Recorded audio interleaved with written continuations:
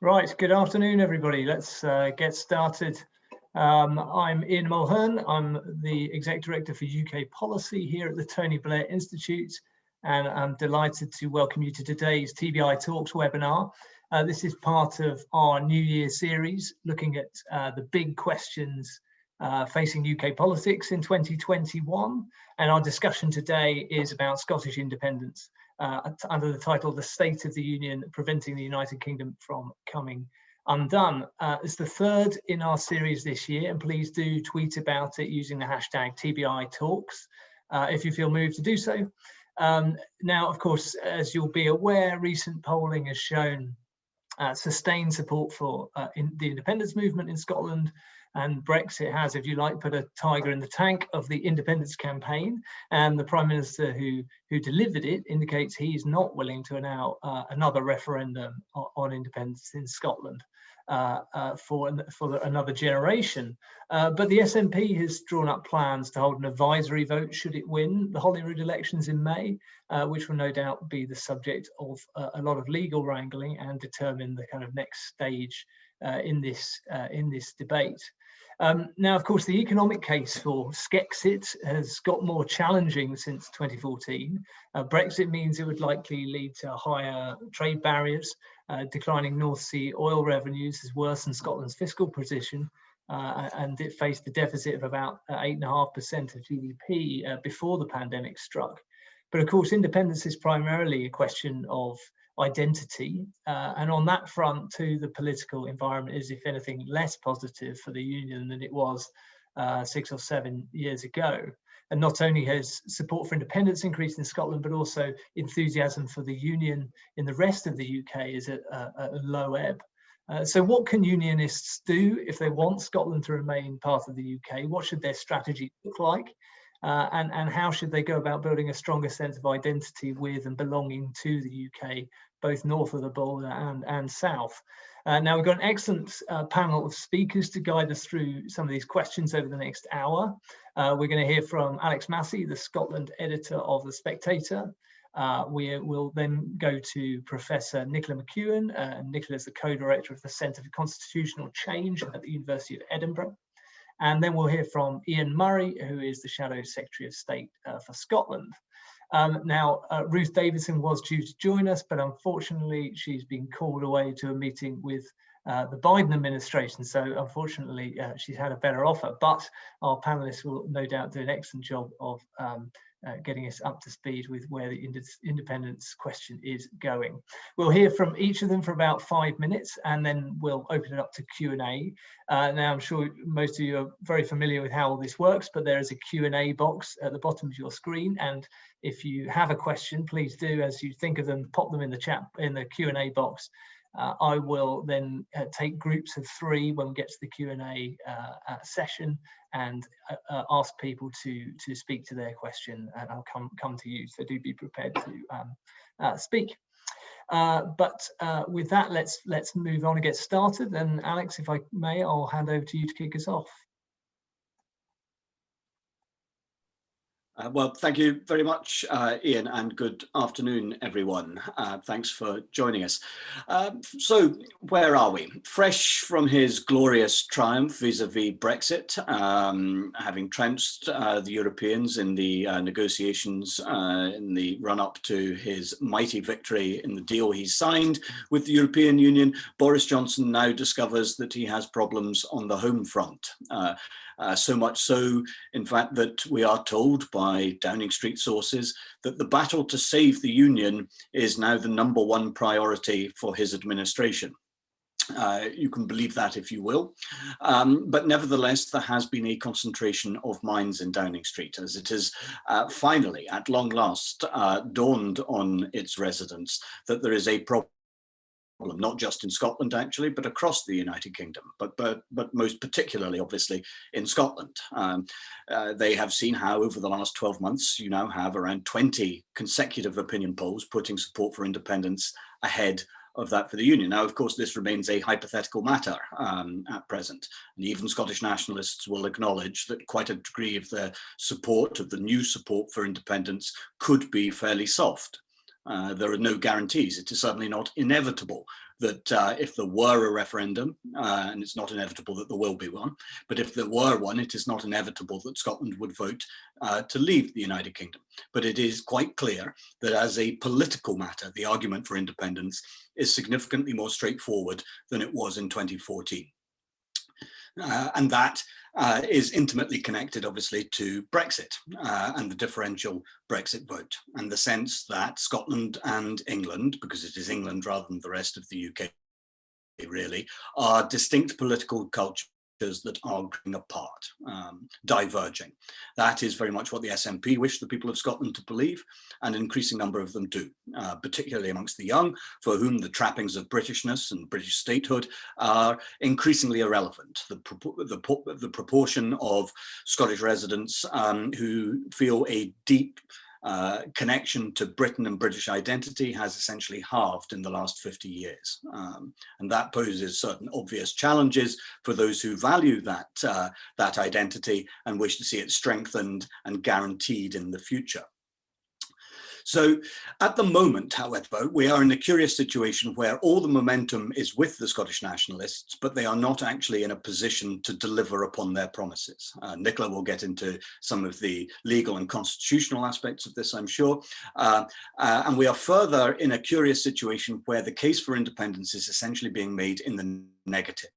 That is to say, as Douglas Ross, the leader of the Scottish Conservatives, has put it repeatedly since he took over from Jackson Carlaw, that the case for independence is being made more effectively in London than it is in Edinburgh.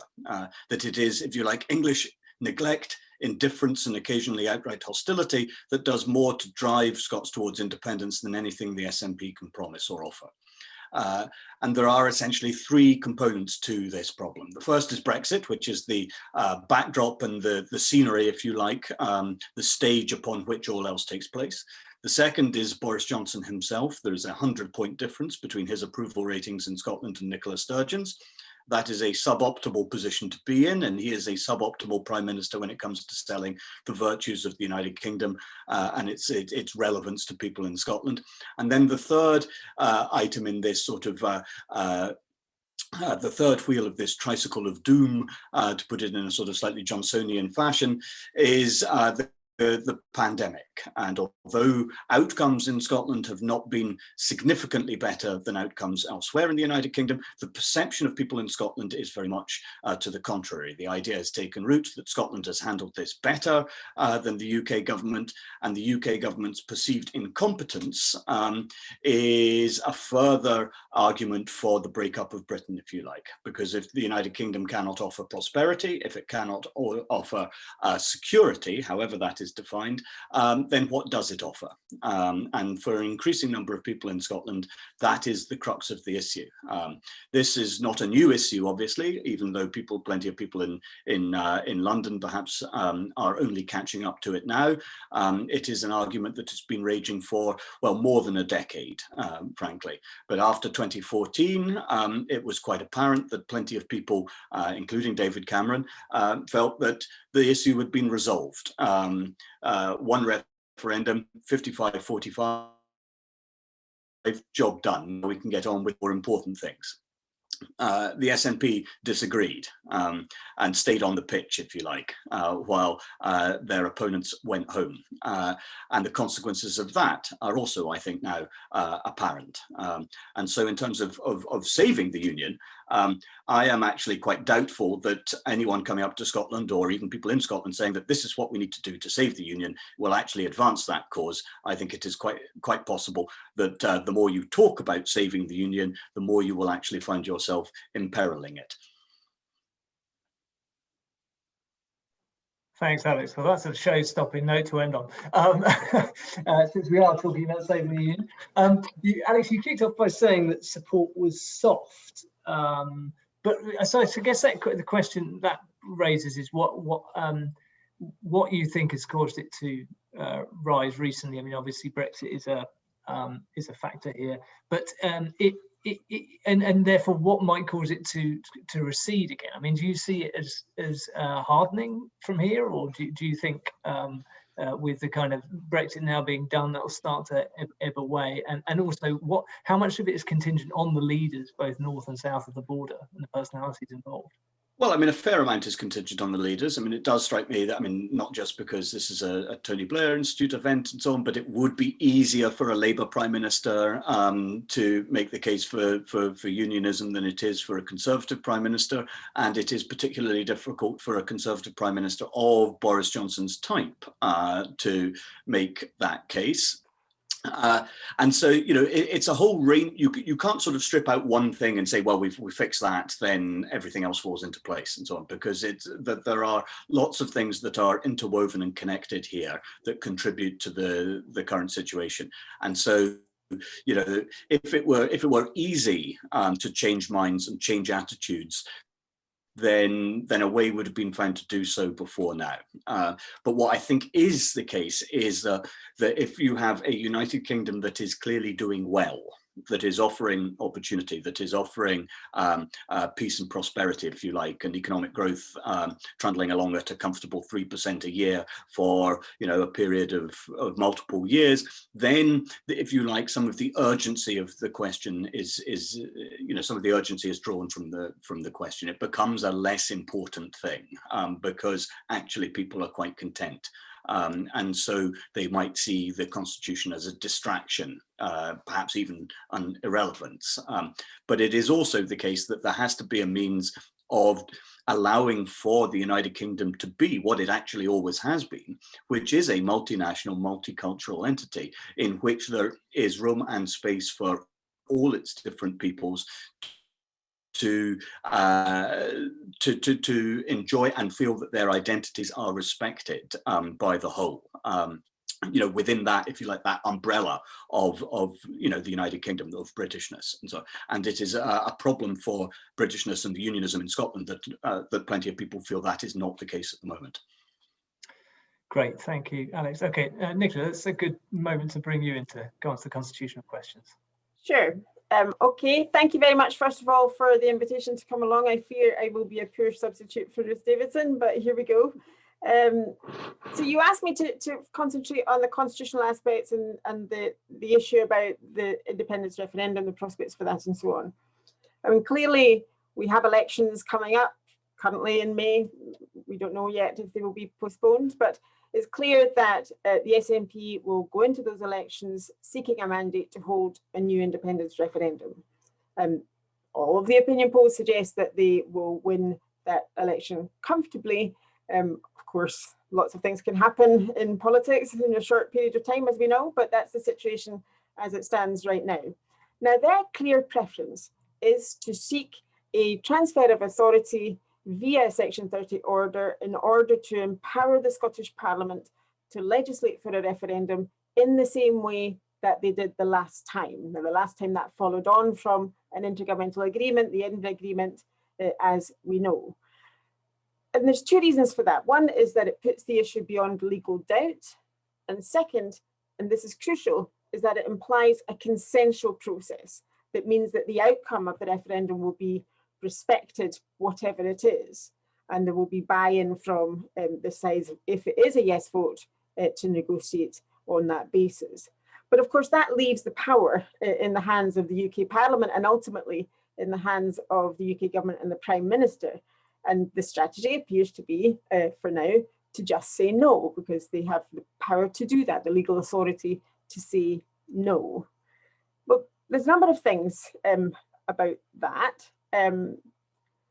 First of all, I would say it might be possible to continue with that strategy while support for independence is in the low to mid 50s, which is where it is on average just now, on average higher than support for Brexit in the 2016 referendum, incidentally, and historically high for support for independence. We've never seen this before in opinion polls at all, but still, it's not yet at the point, and may never get to the point, where we can come to the conclusion that it's the settled will of the Scottish people, to use a phrase that was used about the Scottish Parliament ahead of the devolution referendum. But saying no isn't going to make the issue go away, is the first thing. And second thing is, ultimately, the union is only going to survive if it's based upon consent of all of the constituent territories. So it may be the case that saying no is in itself a contributory factor to increasing support. And that's definitely the aspiration, in a sense, of the SNP in this process, a focus on the process of independence. The process of an independence referendum in many ways suits the political strategies of those who favour independence, because process issues are about who has the right to decide. And it's a very powerful case to make that it's for the people of Scotland to decide on their constitutional future rather than the Prime Minister's place to decide. And that rather masks in a way and avoids scrutiny of some of the substance. And I think some of the substance, Alex made the point about politically it's easier this time. Well, that may be the case in terms of the political rationale, but in practice, actually, there's an awful lot of more things that are complex now, more complex than was the case in 2014, and that's because of Brexit in the first instance, because of COVID actually as well. So focusing on process, yes, maybe, but actually it could backfire in some ways as well. But what if that is the strategy then? What if the SNP emerge with a comfortable majority and the UK government just say no? Well, are there alternative paths? Well, certainly the document that was released last weekend suggested something that looked like a plan B, an alternative path, not outside of the legal framework, within the legal framework, but making the case that there may be a lawful way within the distribution of powers that we have at the moment to craft a referendum question that may be within the competence of the Scottish Parliament, and ultimately we might expect that to end up in the courts. And I'm not a lawyer, I'm not qualified to give a legal opinion on that, and doubtless there will be different legal opinions anyway as the whole industry emerges from that. But I suppose my point would be that even if you get to that point, what would happen then? The process still needs buy-in. It needs buy-in from those who are on the opposing side to legitimise the outcome, and ultimately it needs buy-in from the UK government to consent to the outcome that emerges, because there is no prospect for a unilateral declaration of independence here, and that's definitely not what the SNP, where the SNP leadership is heading. But just a final comment from me is this: I think in the title of the discussion today is about preventing the UK from coming undone. If that's your starting point about preventing the UK from coming undone, I think it's important to diagnose the problem. And the problem doesn't really start in Scotland. I think the problem isn't about fixing devolution. It's about adjusting the conceptualization of the UK. It's about adjusting how the UK thinks of itself. We've talked a lot this past year. This emerged into the discourse about the idea of the UK as four nations. Well, that has to be more than words. It has to be meaningful. And it's interesting to me that we only really have these sorts of discussions in this kind of forum when the union looks like it is in a perilous state. But managing a multinational state, a multi-level state, if you look around the world, this is something that happens on an ongoing basis. You have to work at it. You have to work at being a territorially complex multi-level state. It can't be about fixing a devolved settlement and then just moving on, because these things come back to haunt you. And I'll leave it there. Thanks, Nicola. That's fantastic.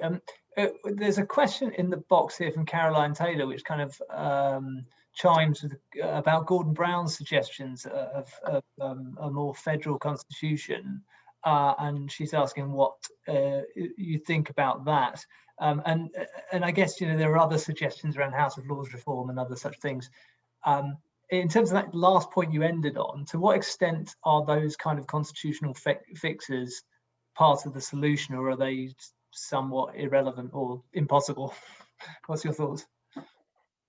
I don't think there is an off-the-shelf solution for the UK, just given the makeup of the UK, given the sheer size of England compared to the others. So it does make a kind of straightforward federal type system very difficult in the UK context. But so far, the focus has been on what we call in political science self-rule. It's about the autonomy, the decision-making autonomy, the powers that are devolved to the devolved institutions. And there's been very little work done on how you bring them into decision-making structures at the UK-wide levels. And we saw that clearly over Brexit. The devolved governments were very marginalised from a process that they were very affected by. And in a federal type system, you would have that side of the equation as well. You would have more of the structures, the machinery for bringing the governments together to genuinely have an influence over statewide things that matter. And that's the bit that's been the missing link in the UK's devolved system. Okay, great. That's fantastic. Let's move on to Ian. Ian, over to you. Well, thank you, Ian, and thank you to everyone who's joined this this webinar. And I agree with pretty much everything that Alex and Professor McEwen has said in terms of their introductions. And one of the things that struck me most about what Nicola said at the end there was to try and diagnose the problem. And the diagnosis of that problem for me, in terms of the political settlement and constitutional settlement coming out of this, is the English problem, because we do have asymmetric devolution across the country. And we've ended up in a situation whereby the solution that was put in place in terms of constitutional change in the mid-90s needs to be refreshed for the mid-2020s. And that refreshment has to come from a number of factors. One is that whether you're Scottish, Welsh, English or Northern Irish, you feel as far away from politics and from power than you did perhaps any time in our history, because of the powerlessness you feel over Brexit, the powerlessness you feel over the results of elections, and indeed the powerlessness you feel over your own lives in terms of your economic stake in society. So all those things feed into this. And in fact, Brexit is a symptom of those things as much as, if I can introduce the terminology Scexit just as a shorthand, is also a symptom of that as well. And it does take four nations, I can see Alex shaking his head because he hates the term, but it does take four nations to come together, but it also takes four nations to tango, if I can use that terminology. Because you have at this moment in time a position whereby the asymmetric devolution nature of the UK really only works if you have some kind of political power in each of the four elements that are willing to work together. And if you've got those four nations that are unwilling to work together, unwilling to tango together, then it does bring into question how you hold the UK and the Union together. And that then becomes the English problem, because England is too big geographically in terms of having that kind of equal share, if you like, of the family of nations, but also in population terms. And that's just that's not a political point; it's just a sheer fact. And how do you then deal with England? So that then feeds into what then needs to be done. I do think we fall into a trap of repeating and making as fact nationalist narratives. I don't think independence is inevitable. I don't think a second independence referendum is inevitable. I don't think an SNP majority in May is inevitable. I do think we talk ourselves into these things, when in actual fact what we should be doing is talking up the things that we believe in. And Alex, I'm going to steal one of Alex's phrases here, and Scexit wasn't one of his, but one of the things that I think is quite remarkable is that Scotland has, anybody in Scotland or anybody across the UK who doesn't think the centre of political power and political decision making in Scotland is now at Holyrood is living on a different planet. And that's a success of devolution. And the powers of the Scottish Parliament, and it being one of the most powerful devolved parliaments in the world, is something that we should be talking up and something that we should be celebrating and something we should be progressing. And Alex used the phrase the other day there that there's nobody in Scotland who's going to feel any more or less Scottish the day after a successful independence referendum. And therefore you then have to ask yourself the question about what this is all about and where will be the benefits to both the UK or to the Scottish people or to anybody who lives on these islands it would be from it. Now, I was given the task of saying, well, what do you do about this from a Labour perspective? Where do we go with this? Well, the single biggest impediment to the Union staying together at the moment is the current incumbent of number 10. Just a fact. The Conservatives know that. The Scottish people, for some reason, or for obvious reasons, are repelled by the current Prime Minister, mainly driven by Brexit and the way in which he's dealt with the process of trying to heal the Union together, all started, of course, by the way that David Cameron dealt with the Union the day after the referendum, with English votes for English laws and those kinds of issues. So the first thing the Labour movement could do is to have a credible alternative government at Westminster. Because if the framing of the debate at the moment is Scotland versus the Tories, Nicola versus Boris, Scotland versus those evil people at Westminster, then it's little wonder the polls are showing low to mid 50s. In fact, I'm surprised it's not significantly higher, given the context of where we are at the moment. So you need that credible alternative Labour government at Westminster. You need a solution to the English problem, and you need the Labour movement to be able to come up with that, do what we did in the 1990s, but now do that for the mid 2020s. We need a policy platform that shows that the Scottish Parliament can do different things. COVID gives us those examples. I mean, I suppose you could use the terminology at the moment that the First Minister has had complete and utter control to make exactly the same decisions with the same outcomes. And the strange thing in Scotland at the moment is, of course, the First Minister defies gravity because she's the only leader in the world with both high popularity and high death rates. No other leader in the world has been able to bridge those two things together. But then the fourth thing we have to do is give the positive case for the union, but relentlessly expose what is being offered here. If Brexit's the driver for Scexit, then surely the issues that brought us Brexit are exactly the same issues that would give us Scexit. And these are the kind of arguments that we should be having, the kind of debates that we should be having, and we're not able to have those because Scottish politics at this moment is completely paralysed by the fact that, do you like Nicola or do you hate Boris? That is essentially where we are with this debate when you distill it all down. And while you're still having that debate, you're not able to get to a position of where we need to be. And finally, just to finish on this, to create a little bit of debate about these things, some of the big questions that have been around for the last 50 years, and certainly since 2014, are still around and unanswered and can't be answered because the answers aren't palatable to the yes cause. And that is things around currency, things around a relationship with the rest of the UK, things around deficit and debt, things around mortgages and pensions.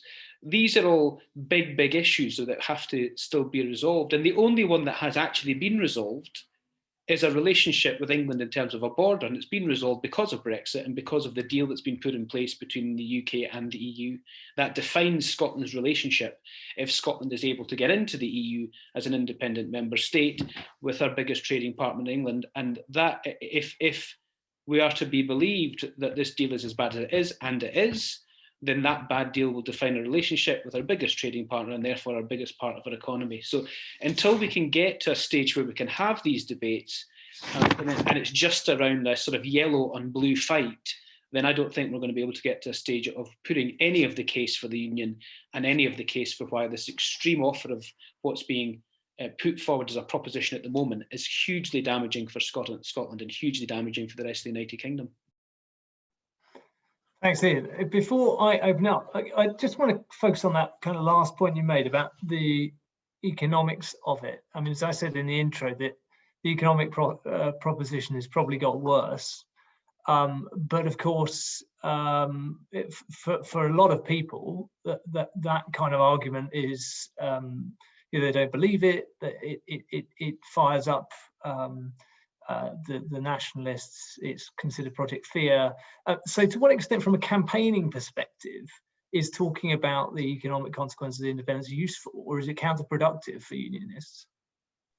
Well, I don't think anybody should make the same mistake as 2014. I mean, the thing about the question you've just asked is these were all the same questions that were asked about Brexit.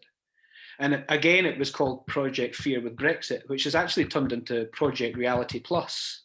So there is a demonstrable thing that has happened when you've gone through some of these economic issues. The problem is that economics are now going to be a smaller part of the whole argument about why the UK should stay together. But it's a key argument because anybody who believes that the economic arguments would be catastrophic for Scotland and catastrophic for the rest of the UK obviously have to make them because we're representatives of people that we care about. We want there to be good jobs, well paid, good livelihoods, etc., etc., etc. Those are the key arguments in this. But there has to be an emotional argument as well. And that emotional argument, I think, is how we have a positive case for the UK, but also, and it's what I stole from Alex earlier, you won't feel any more or less Scottish the day after an independence referendum. You won't feel any more or less engaged with politics or control of your own life. You won't feel, none of that becomes true. So all of these Farage-esque type Brexit arguments are exactly the same. And if it's about taking back control, Scotland's future in Scotland's hands, etc., all of those phrases are totally and utterly meaningless in the context of the proposition that's being put forward. Okay, right. Could I just add there, Ian, just very briefly? So, on the economic argument, you have this sort of Alice in Wonderland world where the Prime Minister currently says that the deal the UK has with the European Union is trouble-free, tariff-free, frictionless trade, all the rest of it and so on. But an independent Scotland trading with the rump UK on precisely those terms would be in a disastrous position. It would make no sense whatsoever. It would be catastrophic. The SNP, of course, argue it the other way around, that the Prime Minister's deal with the European Union is an act of economic folly, of self-harm, and that disadvantages the United Kingdom vis-a-vis the EU, but there would be no financial or trading hit or difficulty for an independent Scotland trading with its biggest partner on precisely those terms. So they are both at it. But at the moment, you have the Prime Minister saying that this is a brilliant deal. Well, we can expect SNP people in the years to come and so on to say, well, look, there is no problem about, trade between England and Scotland, or the UK and Scotland after independence. And how do we know this? Because Boris Johnson has told us so.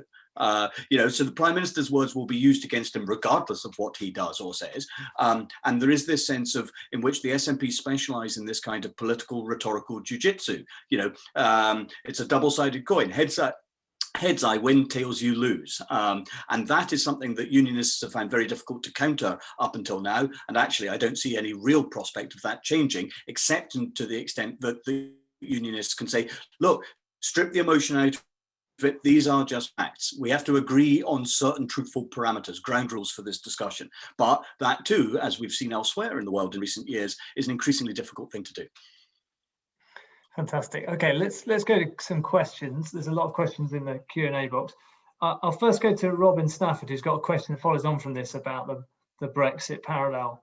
And then Matt Ford has a question about Labour's position and Starmer's stance on this. And then we got a question from Saul Sutcliffe about demographics. Robin, if I come to you first, do you want to ask your question? Yes, I've just unmuted. My question was really that, again, in the whole Brexit debate, sovereignty was put as an overwhelming argument, and really the economics arguments were dismissed, however much they might have come true since. Doesn't that rather shoot the UK government's fox in trying to argue the complete reverse with Scotland, that somehow economic arguments trump sovereignty? Okay, we'll move on to Paul, who has a question about demographics. So do you want to ask your question? Hello, yes, I was just wondering, since the polls have shown that support among under-25s for independence is above 80%, and I'm 17, when I talk to all my friends, they're very, very strong supporters of independence, and I find it very difficult to persuade them. So I'm just wondering what the Unionist side would propose to persuade more young people, and how they can prevent, sheer demographic turnover driving independence at some point. Well, let's go back to, so Matt's question anyway was to ask about the Labour Party's stance and whether Starmer's position is sufficiently strong on this. Ian, I don't know whether you want to have any comment about what Labour's obviously in a slightly difficult position in this discussion. So what's your take on Labour's approach?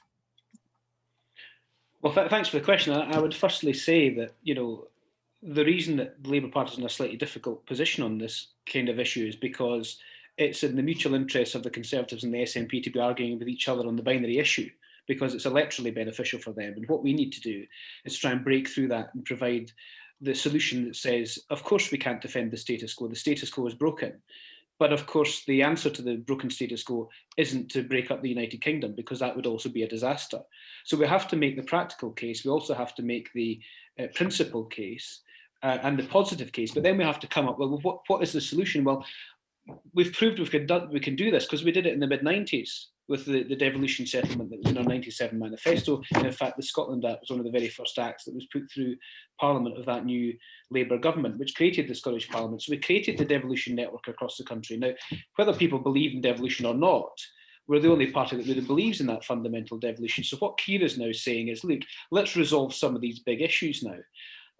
Let's resolve the issue that the Metro Mayor has been making in Merseyside. Let's resolve those issues of the arguments that Sadiq Khan's making in London and Andy Burnham's making in Manchester. Let's resolve some of those by finding a way of giving a devolution settlement of the mid-2020s. Now, the only thing that presupposes in that is that the UK stays together, but it also wants to discuss and wants to look at how you get powers out of Holyrood and into local communities in Scotland, and how you get powers out of Westminster. That's not just about unscrewing a brass plate and sticking the House of Lords in York, but a proper devolution of power from the centre out to local communities. That's a huge piece of work. It's not easy, Ian, and nobody's ever saying that this is going to be easy. Nobody's even admitting or saying that this is going to win any more votes, or somebody or the public will be so engaged with this, they'll be knocking down the door of number 10 to move the door up to somewhere else.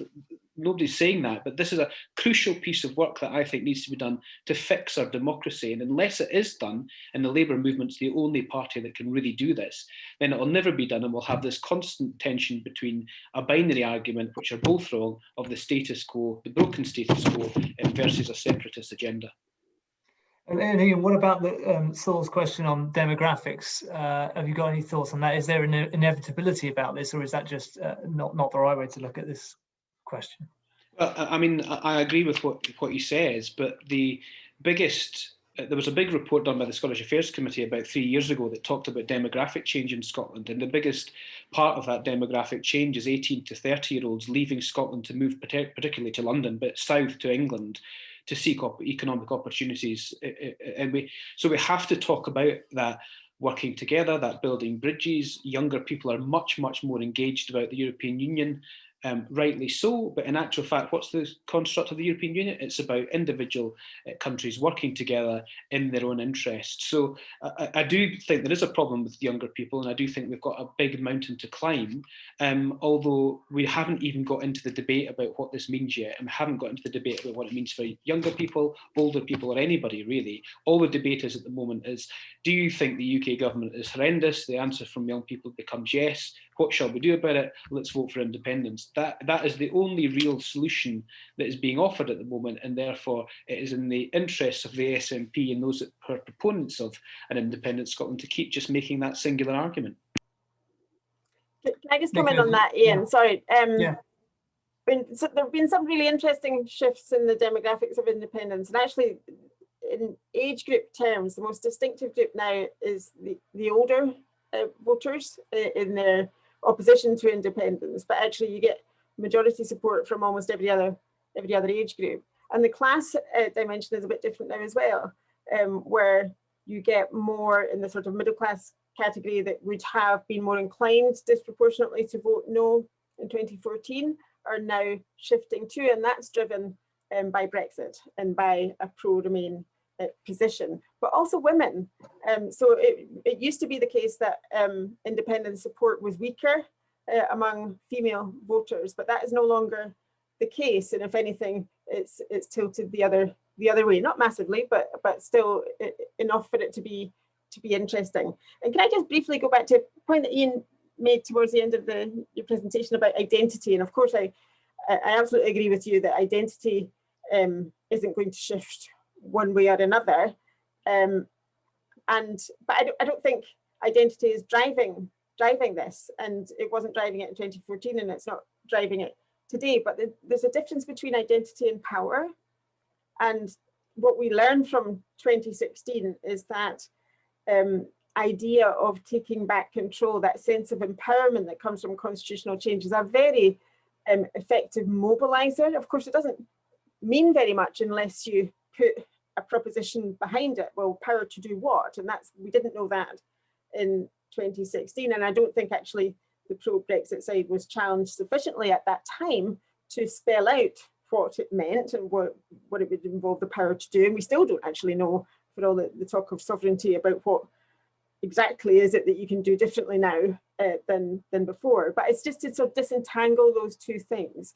I don't think it is about identity really on either side, but it is a question of power and influence. And it's that I was trying to make the point about having mechanisms to enable influence and cooperative working, which I'm not sure that I agree with you that there's no interest in working across the administrations. I think if you talk to your colleagues in Wales, that you'll see a similar sense of frustration on the part of the Welsh government that we've seen on the part of the Scottish government, and the lack of influence and ability to engage in these sort of really important policy issues.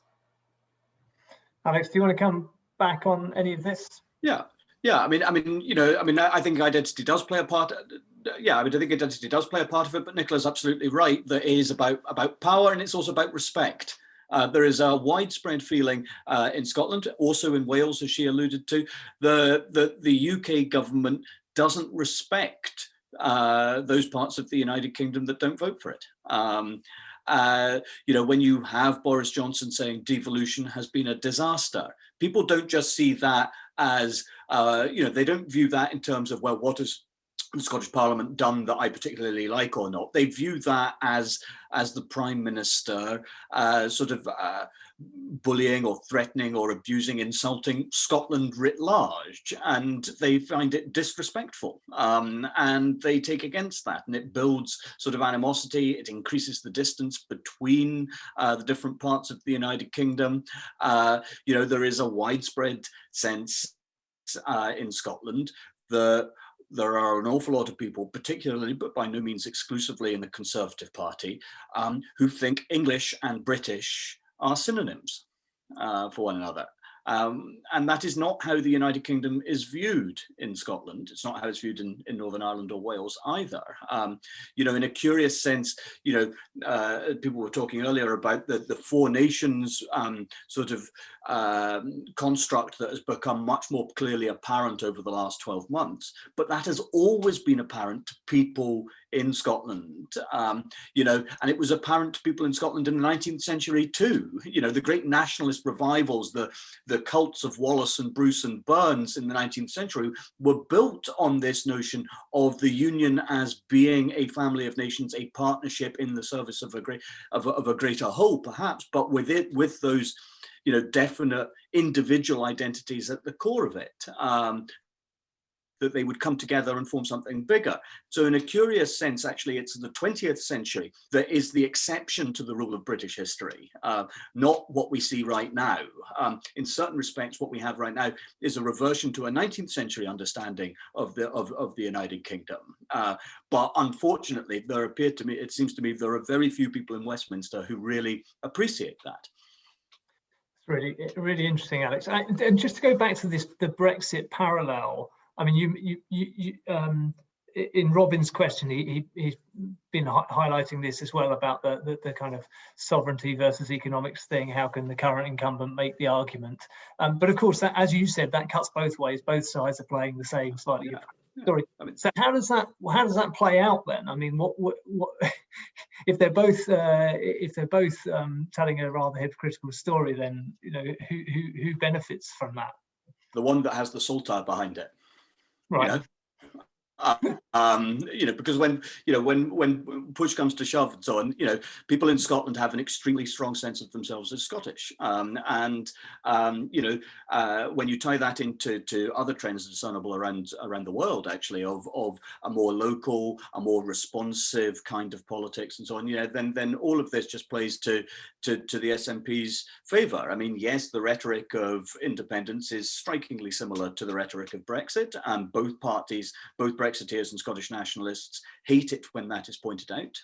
All the more reason to point it out. But it's just a fact. Take back control, as Nicola again was saying, and so on, is essentially what Nicola Sturgeon promises. To do what? Well, that's a different matter. And that's one of the questions I think Unionism have to actually ask the SNP and so on. Is, well, what is it that you actually want to do that you couldn't do within the United Kingdom? And a lot of the time, if you ask that question, so you get fairly nebulous answers if you get them at all. Okay, great. Let's take another round of questions. We've got one here from Charlie Hetherington about the Canada parallel, and then one from Steve Macy about sort of signals of integration. Charlie, if I come to you first. Hi, yeah. So my question is about Quebec. Trying to think of the closest parallel to a sovereignty movement.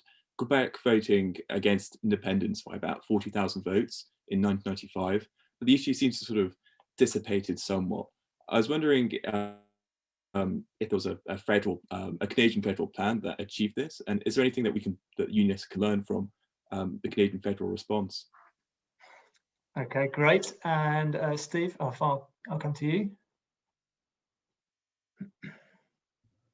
Hi there. Hi, yeah, thanks for calling me.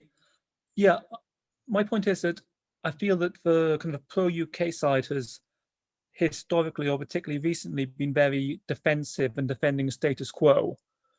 So thinking, why don't people try and consider ideas for how to try and push greater common feeling and greater integration within the UK? So specifically, kind of renaming a Bank of England, like the UK Central Bank, which would actually be more accurate. Possibly relocating it to Edinburgh as well. Look at creating a common legal system, which I think is kind of an overdue reform. Maybe an Erasmus within the UK higher education sector. And for things like football and rugby, kind of joint national league, and even a joint national team as well. Thank you. Okay, great. So some of those are constitutional, some of those are a bit more identity based. Nicola, do you want to kick us off on the Canada parallel? I'll come to that in a moment, but all I would say to the last question is the sorts of things you're talking about in relation to the legal system, the football team, and lots of civil society organizations. These are the distinctive institutions that were the heritage of union, and you play with those at your peril is all I would say, and perhaps the others will want to come in on that. But just if I can talk about Quebec, I don't think there's anything that the federal government did that contributed to the diminished support for sovereignty or independence within Quebec. I think the lesson from Quebec is that you can lose one referendum and have another, but losing a second referendum is utterly demoralizing, especially when it was lost by such a slim margin. So I think that's the parallel in a sense here. But I think the explanations for what has gone on in Quebec are to do with the politics inside Quebec, not any initiatives of the Canadian government. Okay, great. Alex, do you want to go next? Yeah, I mean, I agree that vote for the union to abolish the Scottish football team and so on is not a winning proposition. Even if the Scottish football team doesn't necessarily bring us much joy a lot of the time. Look, the thing about Quebec, and I would argue also the thing about Wales and so on, is that they are very different to Scotland because you have language as, if you like, a depository for national identity, for cultural identity and so on, and that so long as you have the language, then do you necessarily need political institutions in quite the same way as you might if you didn't have the language? Which brings me to another one of my sort of, if you like, hobby horses. One of the things that drives enthusiasm for independence in Scotland, in my opinion, is that actually Scotland and England have almost never been more alike. With the exception of the European question, there are almost no significant differences in terms of political or social attitudes between Scotland and England. There are very few cultural differences in many respects. Now, or certainly those cultural differences that there are less significant, less apparent than was the case 50 or 60 years ago, when the Church of Scotland was the dominant institution in Scottish cultural, moral, civic life. Well, the Church of Scotland essentially no longer exists. And it has been replaced as, if you like, that depository of Scottishness by a political articulation of Scottishness that is rooted in the SNP, whereas the Church of Scotland was, if you like, the embodiment of Scotland for most people in the country. And if you were a member of the Kirk, there wasn't a need for a political articulation of Scottishness. When you take away that cultural articulation of Scottishness, however, there is a gap and a vacuum that has to be filled by something. It's been filled by a political reawakening of the idea of what Scotland and Scottishness could be. And I think personally that that is one of the major driving forces behind the increase in support for independence over the course of my lifetime. And that obviously then poses a significant challenge for unionism in how do you reverse that, and can you reverse it, or can you actually find ways of accommodating it? And accommodation, it seems to me, is much more likely to succeed than any kind of effort at rolling back this tide. Okay, Ian. Yeah, I mean, these are two good questions. I was in Quebec and had a look and a discussion with a lot of particularly former politicians in Quebec. And really, the three things that happened there, I don't think they're comparable. I think Nicola and Alex are right. More of a culture and a language issue in terms of Quebec and preserving the historic links to the French language and French culture. So there's a slightly different perspective here. But the main thing that pushed the second referendum back towards the federal structure in Canada was because the rest of Canada was saying, we don't want you to go. There was a huge push in the last few days. And it wasn't a government push, it was important figures, it was ordinary Canadians just saying that you're part of this family, stay. The second thing that happened is an analysis hit very late in the day. I don't know who produced it. I've been trying to get hold of it, and I might have these figures broadly wrong, but it showed that 27 of the top 30 Canadian companies were headquartered in Montreal after the period after the first referendum. 24 of them had very quietly overnight, or very quietly over a long period of time, moved their headquarters to Toronto. So it only left 3. And there was a realization that in actual fact, the economics of this we can all argue about, but businesses just made a decision that they would get out of this constitutional paralysis and move themselves to somewhere that was more stable. Don't know if that's happening in Scotland, but that was a second major factor.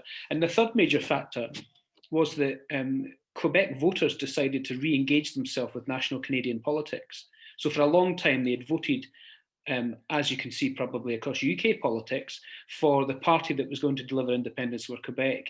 They then decided that actually, after all is said and done, we re-engage ourselves in national politics. And it was voters in Quebec voting for, in Canadian federal elections, that pushed the Liberals over the line again, and the NDP over the line again in terms of that vote. So there was 3 major things that happened. And of course, Trudeau said, you know, and this goes to the point about the football team and the point about the rugby team and those kinds of institutions, you know, you can be a patriot without needing to be a nationalist. And I was, you know, hiding behind the sofa with a half-drunk bottle of whiskey, watching Scotland go through to the European Championships for the first time in 20 years, taking those penalties in that playoff game as much as anybody else was. So those kinds of cultural issues are really quite difficult to try and pull apart. And can I just agree with Alex that all the social attitude surveys show that in actual fact, Scots and anywhere in England are almost exactly the same, with one exception. Scots tend to be slightly further to the right when it comes to immigration. And I think that's because Scotland's not affected as much by immigration. Very interesting.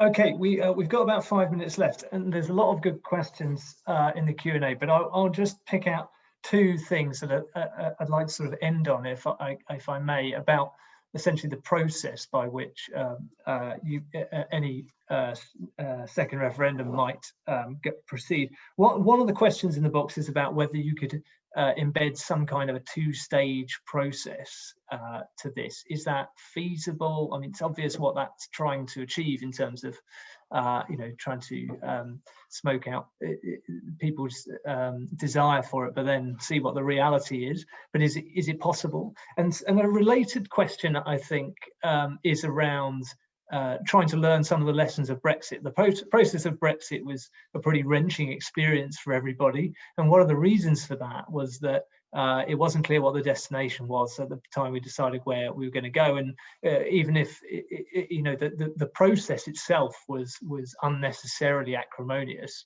And so I guess one of the lessons you might learn from this is that maybe consent for or assent to a second referendum should be tied to a clear plan, but can that ever be established in good faith before you go into it?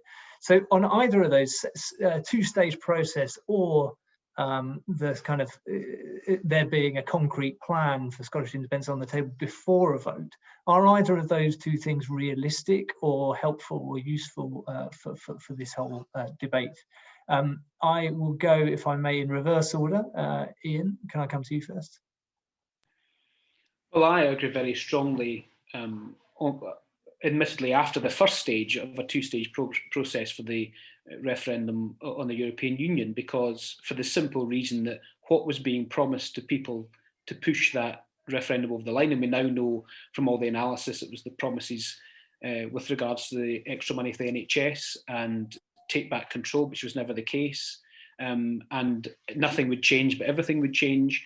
I thought that a confirmatory referendum on the deal that had been done would have been a way to say to the public, is this what you were promised by all these disingenuous politicians, and is this what they've delivered? And I fundamentally believe that because we don't have an answer to the big questions still around the fundamental principles of how people would maintain their livelihoods and maintain an economy in Scotland, and also on the big issue that Nicola was right to say has pushed a lot of people towards being soft yes supporters in terms of the European Union. Succession to the European Union is a huge question that needs to be answered, and it's not been answered. Then I think that if people get those answers, then they should be entitled to decide whether or not that was what they were promised at the start. And I think a confirmatory referendum, that principle has been established in Scotland because all the parties in Scotland, apart from the Conservatives, agreed with it as part of the People's Vote Brexit process. So there is that side of it. And should there be some kind of prospectus put in place that can be tested, I fundamentally believe that's the case, because everything that's been put forward so far has not given any case about answering some of these big questions. So if we are to talk about where we sit with these things, Brexit gives us the blueprint of how it should not be done, and we need to find a way, if we're to go through this process, of looking at the things that matter to people, answering those questions, and having that critically peer reviewed by people who are not the politicians making the arguments. So Ian, just in terms of your last point there, I was going to ask you, how can the UK or the Westminster government act in good faith in terms of assessing that prospectus for independence? But was your last point that it should be looked at by someone external? I don't think at this moment in time, as we sit here today, we could trust either the Westminster or the Scottish governments to act in good faith, because when every time they've been tested to work in good faith, they haven't done so. And the vast majority of the Scottish people, by almost 70%, in the last two polls that have asked this question, have said they want the Scottish and UK governments to work much closely together for the benefit of the people that live in Scotland. And that's something that they'd crave because they see it not working. Great. Okay. Nicola? Yeah, I mean, if I've understood the questions correctly, I think they amount to the same thing. So, a concrete plan would suggest that a referendum would be held on a mandate to negotiate, and then presumably you have another one at the end of that negotiation process. And I think that, I mean, there are clearly problems with that. One is, where is the incentive to negotiate in good faith if you think that it could all be competed for again, but it's all still up for grabs at the second referendum. And the other problem is, if you have a majority in the first referendum and then a majority in the opposite direction in the second referendum, where does that leave you? Does it really resolve the issue one way or another? So I'm not in favour of that kind of process. I actually thought the process for the 2014 referendum was, on the whole, a very good one. I know it was uncomfortable for a lot of people, but there was a proposition put forward by one government as its offer, in a sense, and that was subject to scrutiny. And that is right and proper, in a way that we didn't have that in 2016, because the referendum was called by a government that didn't favour the issue, the question on on offer. So I do think it's in the context of a debate, but one that is creates enough space for deliberation, for engagement, and there was a lot of that. I know from myself and my colleagues got involved in a lot of the deliberative process ahead of the 2014 referendum. And the thing that we heard most of all from people is that they wanted the facts. They wanted the facts about what would happen. And on this sorts of issue, there are sometimes no facts to be given. There are some about the state of play just now. There are some about the rules of EU membership and all the rest of it. But we can't give facts about uncertain behaviour on the part of individuals, on the part of companies, on the part of governments making policy or strategic decisions. So sometimes facts like that just aren't available. But I think it is incumbent on anyone for any referendum on anything that they be asked to put forward a concrete plan for what they intend to do, and they be subject to scrutiny on that. And I think that goes for the other side as well.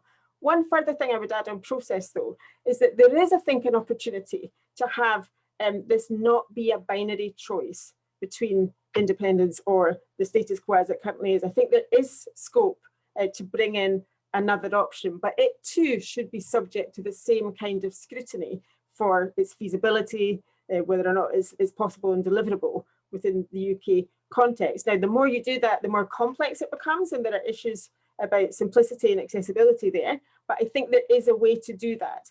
Probably not a multi-option referendum, but you can have a two-question one. I think that's possible. Okay, great. Alex, what are your thoughts to end? Well, I mean, if I were Nicola Sturgeon or whoever happens to be leading the SNP or the independence movement at the time this sort of proposal was offered and so on, I would bite your hand off for a two-stage referendum. Absolutely, because I think it makes winning it vastly easier. I think from a unionist point of view, it is a truly terrible idea. It's not quite as idiotic as a former Labour Prime Minister who won't be mentioned in this forum, going around telling the people that the UK is in danger of becoming a failed state, because if that's true, then why wouldn't you want to leave it? It's not quite as idiotic as that, but it's pretty damn idiotic, because it seems to me that it gives the nationalists a thing: vote yes in stage one, you can always change your mind at stage two. Then you get to stage two and you have, if you like, a Magnus Magnusson moment. I've started, so I'll finish. People will think, we've come this far, we might as well just get on and do it. And that sense of inevitability actually is one of the core strengths that the nationalist movement has right now. The sense that people feel that it's going to happen anyway. And so if it's going to happen, well, maybe we should just get on and do it. Which is why, in as a final point on, there's a lot of talk in Downing Street and Whitehall in the moment, all focused on 2021 and the elections in May. That's fine, and what to do afterwards and so on in terms of a referendum or not. So the challenge for the UK government, for Britain as a whole, in terms of maintaining its integrity and its relevance and its existence, is not to be looking at what happens in 2021 later this year, but what sort of United Kingdom are we talking about in 2031? Because otherwise you get to a stage where even if independence doesn't happen now, the conditions for it happening are happening now. And so it might not happen on Boris Johnson's watch and so on. But, at some point, the question is probably going to have to be put again. Once a sufficient period of time has passed and there's a degree of consensus that it is a reasonable thing for it to be put again, and that sort of consensus doesn't exist right now, but at some point it will, because just say no is subject to the law of diminishing returns. And at that point, the challenge for unionism is, when the question is put again, assuming it is, that it is a proper choice. It's not confirmation of a choice that has actually already been made by the people before the question is actually asked them. Because at the moment, that's a danger for unionism. And that's why it's got to look at this as a 10-year programme, possibly longer than that.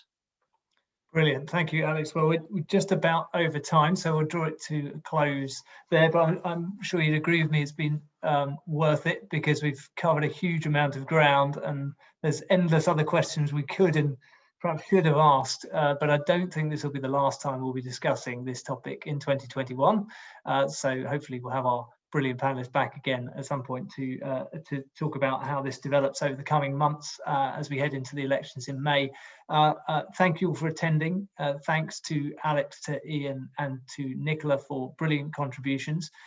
Do join us next week on Friday. We'll be talking about the run into COP26 and the net zero agenda and what needs to happen in time for that.